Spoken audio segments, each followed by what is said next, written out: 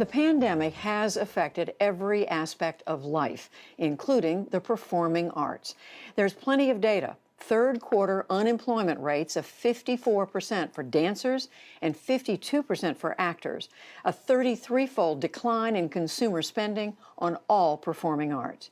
Many companies have announced that they will remain closed for in-person performances for the foreseeable future.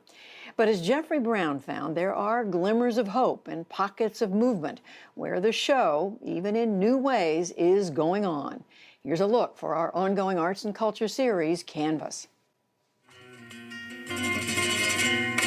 On a recent Indian summer evening in an urban New York City field next to a cemetery, the thrilling sound and movement of flamenco dancer Nelida Tirado formed for a small, socially distanced audience.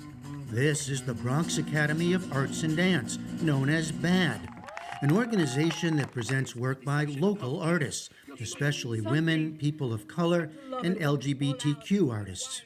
Dancer and choreographer Arthur Aviles is BAD's co-founder and served as the evening's MC.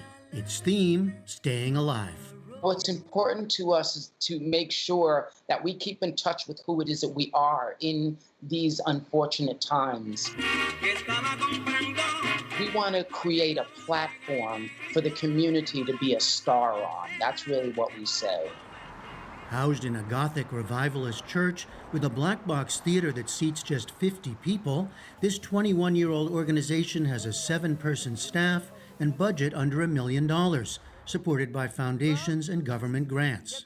BAD is one of the fewest theaters or presenting arts organizations in the Bronx. And in this particular area, there are none. And that's really sad for the Bronx.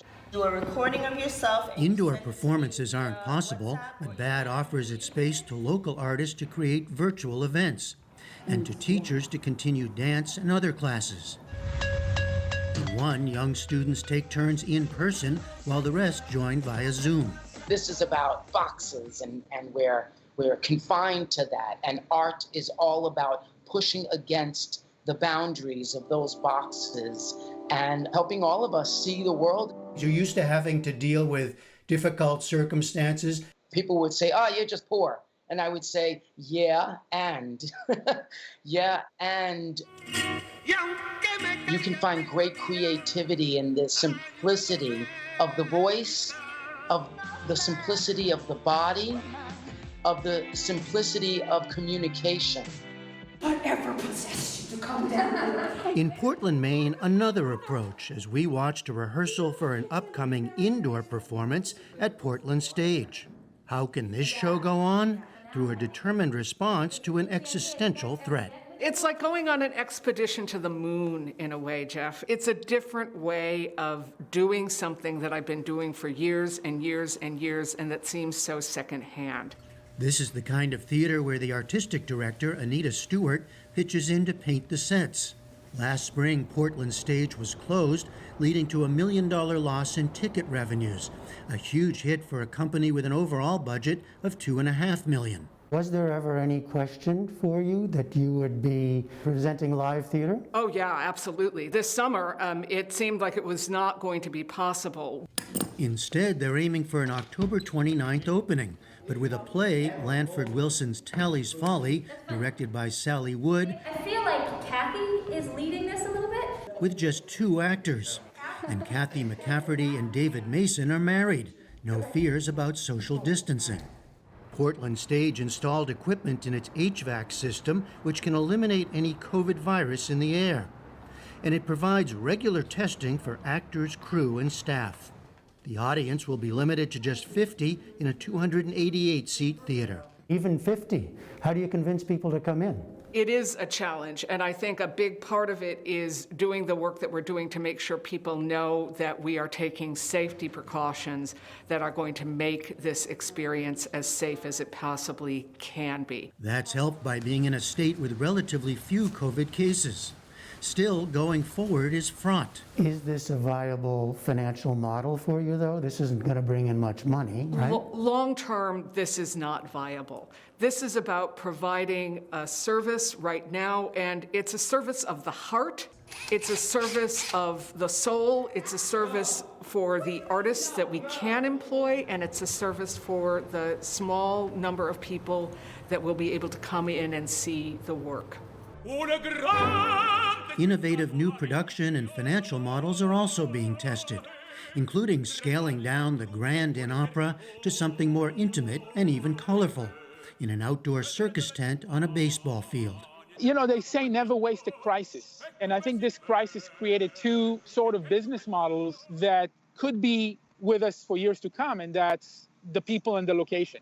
So rather than turning from her... Artistic director Tomers Vulun is still working with international caliber singers, but all are Atlanta-based and now comprise the Atlanta Company Players, a kind of hometown all-star team. They were all grounded anyway with lost bookings and income. And as soprano Jasmine Habersham told us, there's now an added and unexpected benefit. It changes the dynamic.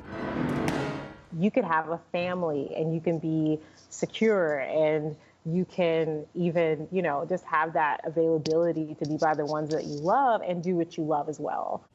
The company canceled its planned season and scaled down for a COVID-era alternative. Fewer singers and musicians, a smaller audience and budget, from $10 million to $6.6 million. This pandemic really exposed the vulnerabilities of non-for-profits with a very high cost structure. And it's a lesson to all of us to make sure that the cost structure that we keep is nimble enough for us to pivot when times get rough. During some of the darkest time in humanity, artists found ways to connect with other people through performance. And that is something that this company is very committed to. The lessons here won't apply to all performing arts organizations, and success for any of these groups is hardly guaranteed, with winter bringing new challenges. Still, in some places, and last night in Atlanta, in new forms and spaces, the show goes on. For the PBS NewsHour, I'm Jeffrey Brown.